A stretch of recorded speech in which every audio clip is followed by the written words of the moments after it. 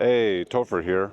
So, it is election year again in the United States, and we have a rematch on who will be the next president. Will it be Biden? Will it be Trump?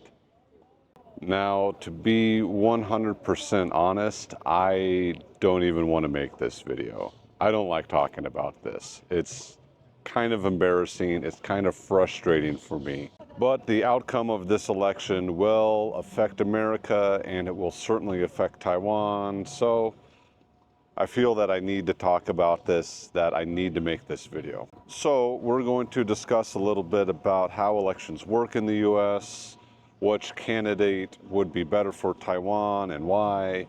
And at the very end of the video, I promise, I'll give you my opinion on who is more likely to win.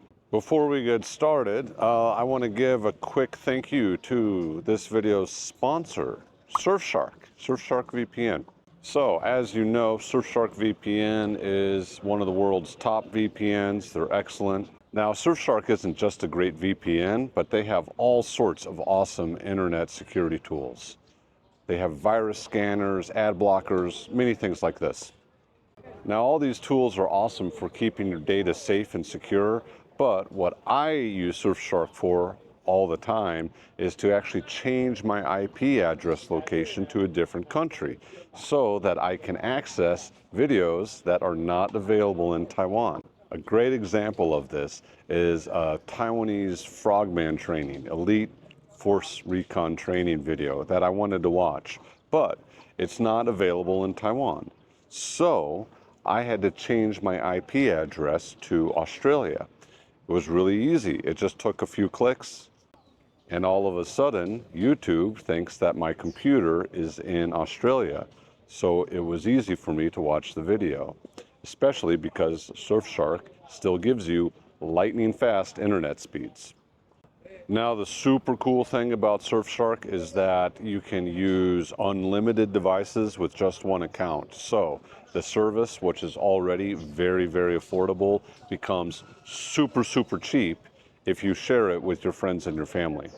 All right, I got a great offer for you. You can get Surfshark VPN and all of its security tools for a huge discount and 4 months absolutely free. All you have to do is check out the link in the description below, enter my coupon code, uncletopher, and you get the peace of mind of having great internet security. Plus, there's a 30-day money-back guarantee, so you have nothing to lose. If only politicians had such a guarantee, huh? So just check out the link in the description below and enter the code uncletopher, 4 months for free, huge discount, and you get the most out of all of your streaming services like Netflix and Disney Plus and even YouTube. So in the USA, there are two main political parties. Trump's party, the Republicans, have a symbol of an elephant, and their party color is red. Now, Biden's party are called the Democrats, and their party color is blue, and their party symbol is a donkey. I personally think that party symbols, donkey and elephant, are really strange because donkey is just a weird mascot and there are no elephants native in North America. So I really don't understand either of those mascots, but that's what they are, elephant and donkey. But actually the largest group of voters don't belong to either party. They're independent voters. That's me. I'm independent. And technically, the largest group of voters are actually people who don't vote. Now, you might be wondering, why don't people vote in the USA? What's going on? Well, Taiwan is actually a healthier democracy than the USA. You see, in the USA, voting for president, it happens just on one day. And it's not a convenient day. It's a Tuesday. They call it Super Tuesday. And it's not even all day, it's maybe 12 hours of the day. And many people don't necessarily live next to a place where you can vote, so it's not very convenient. And it's not a national holiday. You're expected to go to work that day. So there's many people who simply just can't afford to go vote. They have to work. It's not cool. Now, some states do have mail-in ballots, which does make it easier, but not all states. Now, also, when Americans are voting for the president, it's not one person, one vote. That's not how it works. It's this actually very complicated system called the Electoral College. So the way this works, briefly, is that every state has what's called electoral votes. And whichever candidate gets the majority of votes within that state, all of the state's electoral votes go to that candidate. And the number of electoral votes that a state has, it depends on its population. But the ratio isn't really fair. So a state that has a huge population like California, that person's vote literally counts less than a vote in a less populated state like Alaska. Not cool. This is how presidents can actually lose the popular vote, which means more people will vote for their opponent, but they can still get elected president because they win the Electoral College vote. It's really weird. Now, this is what happened with Trump in 2016. He lost the popular vote, but he won the Electoral College vote, so he became president. This system actually discourages a lot of people from voting, because if they're from a state where the majority are obviously going to vote for a certain political party, like if you live in Texas, the chances that the majority of the people are going to vote for Republican is extremely high. It's basically a certainty. Then if you're voting Democrat, your vote really doesn't count. So a lot of people just don't vote. They don't waste their time. So let's evaluate Trump and Biden's past performance and predict what we think which candidate would actually be better for Taiwan. Now, Trump is historically pretty tough on China. Part of his 2016 campaign was talking about how dangerous China actually is. And Trump was fairly friendly towards Taiwan. Trump initiated the tariffs against China, so he started the trade war that China and the U.S. are currently involved in. Trump is also very unpredictable, and he doesn't go along with the status quo. For example, he met with Kim Jong-un, and he doesn't really abide by traditional U.S. policies like the One China policy. One of the issues with Trump, though, is that he favors loyalty over competence when it comes to deciding who's in his staff, who's in his presidential cabinet. So as a result, he didn't really get along very well with the Joint Chiefs of Staff in the military. Now, in Biden's presidency, he took all those tariffs that Trump did previously and actually doubled down. The trade war escalated under Biden, especially when it comes to high-tech stuff like semiconductors. So Biden has been just as tough on China as Trump was. But unlike Trump, Biden is not a loose cannon. He follows the U.S. traditional policy. And unlike Trump, Biden relies very heavily on his staff. And his staff is arguably more competent than Trump's ever was. Now, yes, Biden's staff are a lot of Washington insiders, there are a lot of career politicians, but they know how to play the game and they work well together. So Biden's relationship with the military is much better than Trump's relationship with the military ever was. Under Biden's administration, the U.S. has given Taiwan billions of dollars for military spending. Also, under Biden, the U.S. Navy established a base in northern Philippines, and they have bolstered their presence in Guam and Okinawa. So the U.S. Navy has a much stronger presence around Taiwan under Biden's leadership. Plus, Biden plays ball with Australia and Japan. The biggest problem with Biden is that China views him as being weak because he's a frail old man. Also, when the U.S. left Afghanistan, that was technically under Biden's watch. Even though the U.S. withdrawal from Afghanistan was Trump's plan, it happened under Biden, and it was a big mess. There's really nothing good to say about it. So from the Chinese perspective, Biden appeared super weak. And in the Chinese perspective, Trump is just a loose cannon. They don't know what to expect from him. Now, both candidates have their own set of problems. Both have like different flavors of corruption. Now, Trump is the first former president to be a convicted felon. And that's really just kind of the beginning of Trump's legal problems. He still has many more indictments against him. There's 3 more cases. All of these are felonies. 2 of them are interfering with election results. And the other one is basically stealing top secret information, classified documents. None of these are good. And there is a chance that Trump might go to prison. But even though Trump is a convicted felon, it only means he can't vote. There's nothing in the U.S. laws saying that a convicted felon, even someone in prison, can't run for president. So he can still run for president if he's found guilty and in prison. And if he's elected president, he can pardon himself of all of his crimes. Biden has his own set of problems, especially with his son, Hunter. Hunter Biden is President Biden's surviving son. His other son died. And Hunter Biden has all sorts of issues.